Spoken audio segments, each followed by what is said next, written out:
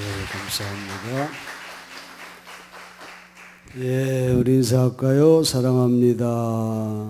I love you more than yesterday. 어디 여러분 긴 추석 연휴 잘 보내셨는지요? 저는 그동안 부모님이 곁에 계실 때에는 명절에 고속도로에 나가본 적이 없었는데 저갓집도 능곡에 있으니까 잠깐이면 다녀올 수 있죠. 명절 때면 도로가 주차장이 돼서 고생들을 하죠. 그래서 저는 이런 복잡한 날에는 절대로 움직이지 않는다, 이런 철칙을 가지고 있었는데 이번에 처음으로 깨고 4일날 추석날 전남 광주에 있는 어머님을 잠깐 뵙고 식사를 같이 나누고 익산에 있는 아버님 산소에 들려서 새벽 5시쯤 넘어 출발했는데 밤 10시 넘어 들어왔습니다. 매번 고향을 다녀와야 하는 분들 생각해 보면 이분들은 정말 대단하다. 도로에서 몇 시간을 그냥 보내야 되는 그런 일을 한다는 건 말이죠.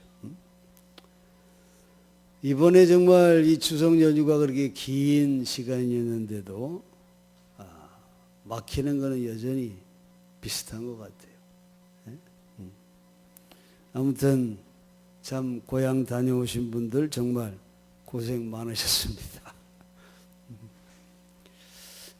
우리 한가위 추석 명절 하면 우리는 모든 열매가 풍성한 계절로 또 푸짐한 잔치를 생각하지요. 그러나 우리가 경험하고 있듯이 갈수록 열매는 적어지고 잔치상이나 제사상도 점점 간소해 가고 있는 추세입니다. 환경과 기후변화가 원리되고 있는 것 같기도 하고, 또 추석 음식의 상징인 송편도 먹어보지 못했다고 하는 그런 이야기도 들을 정도로 세대가 그렇게 변하고 있습니다. 열매 맺는 나무는 풍성한 열매를 맺어야 제 역할을 하는 건데, 그리고 기쁨이 배가 되는 거 아니겠어요? 그런데 갈수록 열매가 적어지고 더군다나 열매를 하나도 맺지 못한다고 한다면 여러분 어떻겠습니까? 오늘 이 아침에 열매 없는 가을나무라고 하는 좀 쓸쓸한 제목을 잡고 주님의 음성에 귀를 기울여 보려고 합니다. 유다서는 예수의 동생 유다의 집필입니다. 한 장밖에 되지 않는 짧은 책이지요. 그럼에도 이 유다서는 대단히 중요한 메시지를 담고 있어요. 오늘 함께 읽은 12절 13절에 바르지 못한 신자, 재구실을 하지 못하는 크리스찬을 가르치는 세 마디의 비유가 기록되어 있습니다. 첫째는 그런 이들은 비를 내리지 않는 구름과 같은 이고, 또 둘째로 그런 이들은 열매 없는 가을나무요, 셋째로 그런 이들은 거친 바다 물결이여 길이를 잃어버린 별이다, 이런 말을 하고 있습니다. 여러분, 유다는 이 서신을 기록한 목적에 대해서 3절에 이렇게 말합니다. 성도에게 단번해 주신 믿음의 도를 위하여 힘써 싸우라고 하는 편지로 너희를 권면해야 할 필요성을 이 유다가 느꼈다는 거죠. 그러면서 말합니다. 교회 안에 가만히 들어온 사람 몇이 있는데 그들은 경건치 아니하여 하나님의 은혜를 방탕한 것으로 바꾸고 주 예수 그리스도를 부인하는 자들이라고 4절에 그렇게 말하고 있습니다. 이것은 주님 보시기에 잘못된 크리스찬을 말합니다. 그런데 그 특징이 바로 첫째가 바람에 불려가는 물 없는 구름과 같다는 것이죠. 비를 내려야 할 구름이 전혀 비를 내리지 못한다고 하는 그런 말입니다. 이 말씀은 잠언 25장 14절에 인용한 말씀인데 거기에 보면 선물을 한다고 거짓말로 자랑을 퍼뜨리는 사람은 비를 내리지 못하는 구름과 같다. 그런 말씀이 있어요. 이 사람 말이죠. 실제로 선물할 생각은 하나도 없는데 선물하겠다고 당사자에게 거짓 약속을 할 뿐만이 아니라 여러 사람에게 자기가 누구에게 선물을 했다고 자랑하고 다니는 그런 사람입니다. 그는 실제로 단비는 내리지 않고 바람에 불려다니며 농사꾼의 마음을 애타게만 하는 구름과도 같은 그런 부류의 사람이다 하고 말하고 있는 거예요. 여러분, 말만 하는 신자, 사랑의 실천이 없는 교인, 믿음이 깊은 것처럼 과시하지만은 신자로서의 생활을 못하는 크리스찬을 가르치고 있는 그런 비유인 것을 알 수 있어요. 예수님은 바리새인의 신앙생활에 대해서 이사야의 말을 인용하면서 이 백성이 입술로는 나를 존경하되 마음은 나에게서 멀리 떠나 있도다. 이렇게 비판하신 그런 말씀. 입술의 신자와 마음의 신자를 비교하신 그런 것이죠. 마음의 신자라고 하는 것은 곧 진실성을 가르치는 것입니다. 여러분, 이건 신앙생활에서 얼마나 중요한지 몰라요. 우리 하나님은 중심을 보신다고 하지 않았습니까? 바로 그 중심을 본다고 하는 그것이 그 마음의 진실성이 있느냐 없느냐 그걸 보시겠다는 거죠. 성도 여러분, 입술의 기도, 입술의 찬송, 그것은 아무리 길어도 하나님이 기쁘게 받지 않습니다. 그런데 진실된 기도, 정말 진심에서 우러나오는 찬양은 그것은 짧아도 하나님이 기쁘게 받아 들으신다는 것입니다. 사랑을 외쳐도 형식적이거나 입술만의 사랑은 사랑이 아닌 것과 같은 것이지요. 한 번의 미소나 적은 도움이라 할지라도 정말 자비를 실천한 것이라면 우리 하나님은 참 기쁘게 그것을 받으신다는 것입니다. 예수님께서 바리새인들을 향해서 회칠한 무덤이라 이렇게 책망하신 것 여러분 기억하시죠? 왜 그렇게 책망하십니까? 그들은 하나님을 믿는다고 하면서 외형적인 형식에만 열심해가지고 정말 하나님이 기뻐하시는 진실성이 결여되어 있기 때문에 예수님께서 그렇게 책망하신 것이죠. 그렇습니다. 바람에 밀려다니는 구름, 단비를 내리지 못하는 구름은 모양은 갖추었지만은 전혀 도움이 되지 못하는 구름인 것입니다. 인류의 가슴에 감동을 일으킨 사람으로 지난 100년 동안 또 앞으로 100년 이후에도 아마 테레사 수녀 같은 인물은 나오기 힘들 것입니다. 그녀는 8살의 수녀가 되기 위해 집을 나설 때 어머니가 자기에게 해준 말을 가슴에 새기며 살았다고 간증합니다. 어머니는 자기 손을 꼭 잡고 말씀하시기를 아무리 괴로워도 예수님의 손을 꼭 잡고 있어야 한다. 알겠니? 어떤 일이 있어도 예수님의 손을 놓으면 안 돼. 그렇게 자기에게 말씀했다는 거예요. 그래서 자기는 어머님의 말씀을 기억하고 괴로울 때도 힘들 때도 그 어머니의 마음을 기억하면서 예수님의 손이 내 심장에 다 있으면 나병 환자와도 포옹할 수 있었고 예수님의 손이 내 심장에 다 있으면 무식하고 계급이 낮은 사람과도 친구가 될 수 있었습니다. 이렇게 그는 고백을 합니다. 성도 여러분, 왜 우리가 바람에만 불려다니기만 하고 단비를 내리지 못하는 그런 위선적이고 형식적인 그런 사람이 되는 걸까요? 이것은 예수님의 손이 내 심장에 닿아 있지 않기 때문이 아니겠습니까? 둘째로 주님 보시기에 잘못된 크리스찬은 열매 없는 가을나무와 같다고 그렇게 말하고 있어요. 12절은 말합니다. 가을이 되어도 열매도 하나 없이 죽고 죽어서 뿌리채 뽑힌 나무와 같다. 이렇게 말합니다. 유다는 여기서 이중 사망을 말하고 있어요. 철저히 말라 죽어서 다시는 결실의 희망이 안 보이는 그런 나무라는 것이죠. 가을이 되었는데도 결실의 계절을 자랑하지 못하는 나무를 여러분 한번 생각해 보십시오. 우리 인생은 가을과 같다는 말이 있습니다. 죽음을 상징하는 겨울을 목전에 두고 있기 때문에 그렇지요. 가을은 낙엽이 지는 쓸쓸한 계절이기도 하지만은 우곡백과를 거두어들이는 수확의 계절이기 때문에 가을은 졸업의 영광과 같은 기쁨이 넘치는 그런 계절이기도 한 것입니다. 여러분은 이 가을에 어떤 열매를 거두었나요? 여러분 결실의 기쁨을 누리고 있습니까? 올해도 벌써 이제 10월이 가면 2달밖에 남지 않았습니다.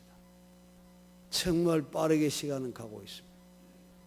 올해 여러분 하나님이 기뻐하는 열매가 여러분 맺혀지고 있나요? 오래전에 지하철에 탔다가 한번 들었던 만났던 그런 장사하는 분의 이야기인데 페이스북에 어떤 사람이 그 똑같은 버전을 올려서 여러분에게 한번 소개해 보려고 합니다. 지하철에 가방을 든 아저씨가 승차하더니 승객들을 향해서 우렁차게 말하기를 시작했습니다. 제가 지하철에서 그런 분을 봤었거든요. 아마 사람은 바뀌었는지 몰라도 어떻게 버전이 똑같더라고요. 자, 여러분 즐거운 추석 명절을 보내십시오. 저는 고향에 선물 사고 부모님께 드릴 용돈이 없어 이렇게 나왔습니다. 꼭 이 물건 하나씩만 사주십시오. 잘 보세요. 플라스틱 머리에 솔이 달려 있습니다. 이게 무엇일까요? 맞습니다. 칫솔입니다. 이거 뭐 하려고 가지고 나왔을까요? 맞습니다. 팔려고 나왔습니다. 얼마일까요? 1,000원입니다. 뒷면을 돌려보겠습니다. 영어가 써 있어요. Made in Korea. 이게 무슨 뜻일까요? 수출했다는 겁니다. 수출이 잘 됐을까요? 안 됐을까요? 망했습니다. 자, 그럼 여러분께 하나씩 돌려보겠습니다.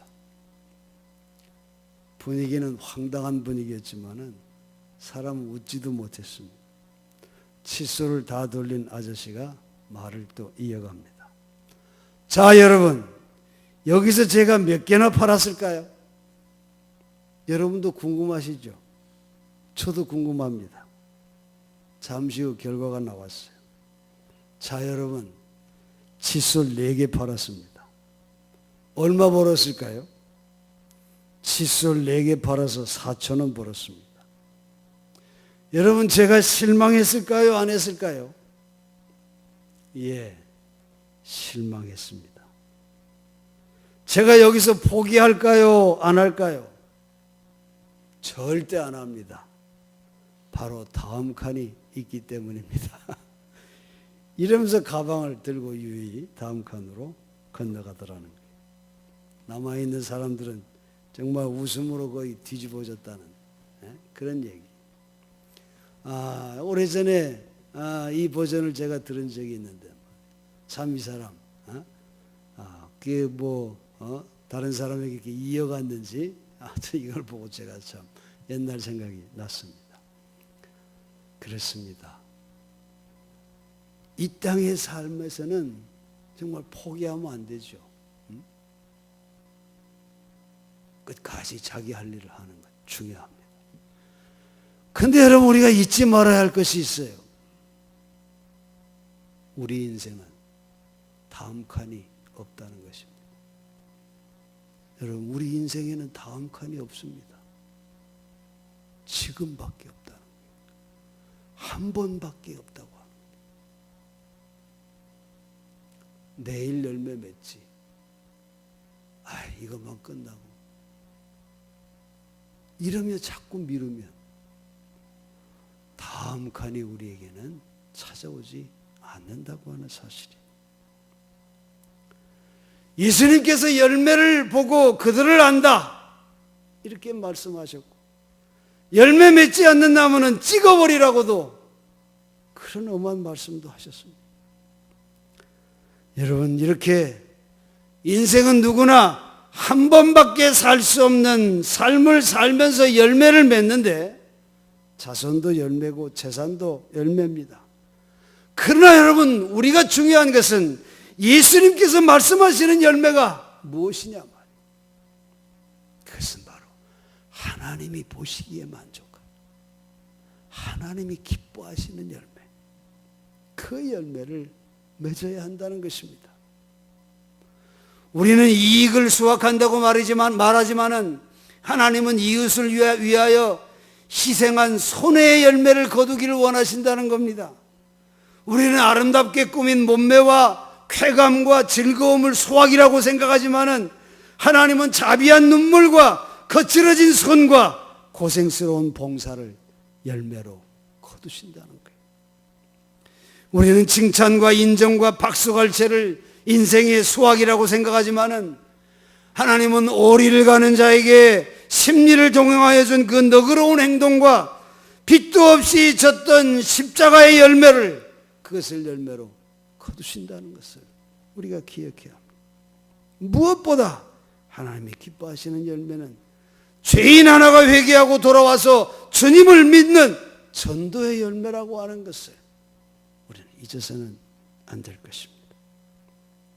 성도 여러분, 하나님이 기뻐하시는 열매가 정말 가치 있는 우리의 유산이고 후세에 남기는 향기라고 하는 사실을 여러분 믿습니까? 한 번밖에 살 수 없는 이 귀중한 나의 생에 다음 칸이 없는 이 인생, 여러분 어떻게 사시겠습니까? 그리스도인으로서 부끄러운 열매를 남기지 말고 자랑스러운 열매를 남기는 삶이 우리의 삶이 되어야 하지 않겠습니까? 생각만 하다가 마는 것, 말만 하다가 마는 그런 미완성의 열매는 그건 있으나 마나한 것이죠. 진정 행하고 실천한 구체적인 열매, 그것이 우리에게 필요한 것입니다. 여러분, 열매 없는 가을나무가 되지 말고, 또 갈라디아서 5장 22절에 말하는 9가지 성령의 열매, 풍성한 그런 열매를 거두며 이 땅의 삶을 사는 여러분 삶이 되시기를 간절히 바랍니다.